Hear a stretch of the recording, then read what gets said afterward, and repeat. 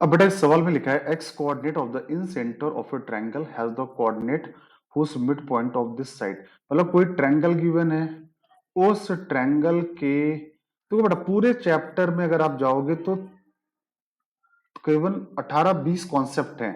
उन सारे कॉन्सेप्ट को अगर आपने अच्छे से याद कर लिया, समझ के याद किया, तो आपका ये चैप्टर बहुत अच्छे से सॉल्व हो जाएगा। अब यहाँ गड़बड़ हो गया, यहाँ पे क्या दिया, मिड पॉइंट गिवन है। क्या गिवन है?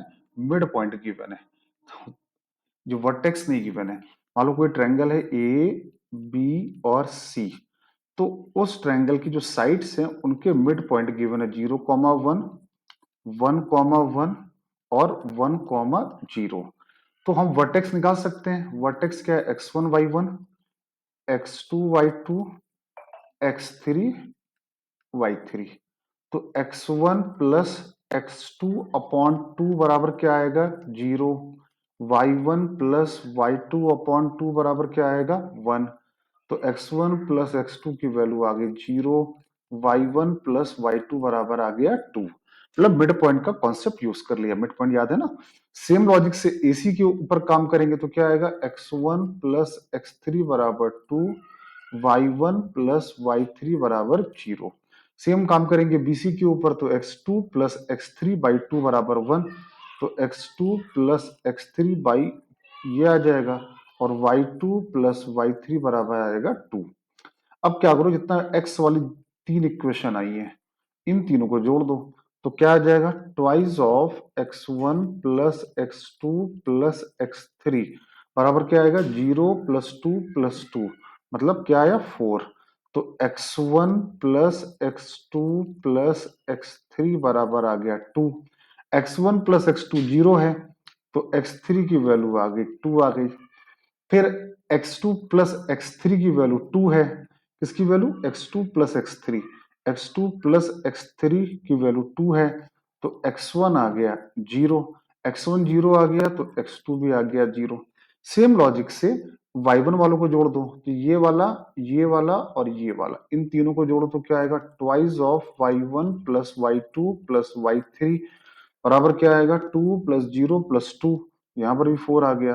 तो y1 plus y2 plus y3 बराबर आ गया 2।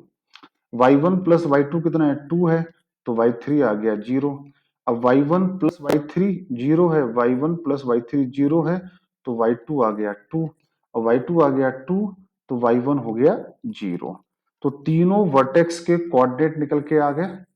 अगर मैं बात करूं, इस ट्रायंगल के तीनों वर्टेक्स आपके आ चुके हैं, ए बी सी। ए क्या था? x1 कॉमा y1, तो x1 आया 0, y1 आया 0, तो ये आया 0,0। बी x2 कॉमा y2, 0,2 आ गया। और ये क्या था? x3, x3 क्या आएगा? 2,0 आ गया।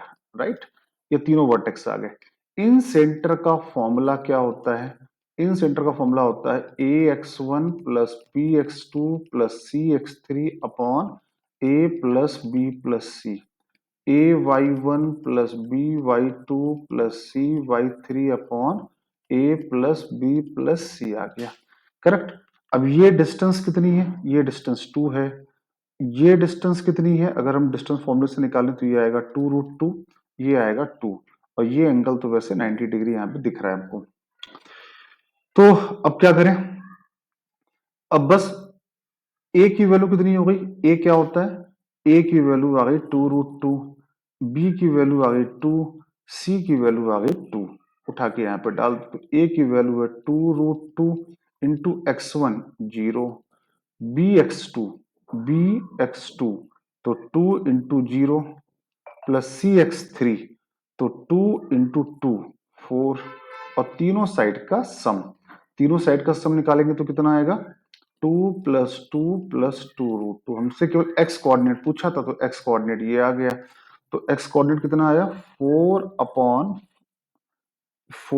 अपॉन ये केवल 4 बचा, अपॉन 4 प्लस 2√2, या 2/2 प्लस √2। अब इसको रेशनलाइज करेंगे तो आएगा 2 माइनस √2, और नीचे आएगा 2, तो आंसर आया 2 minus √2। Option B is correct. ठीक है, इस सवाल में इन सेंटर का फॉर्मूला अगर आपको याद है तो आप इजिली आंसर निकाल सकते हैं।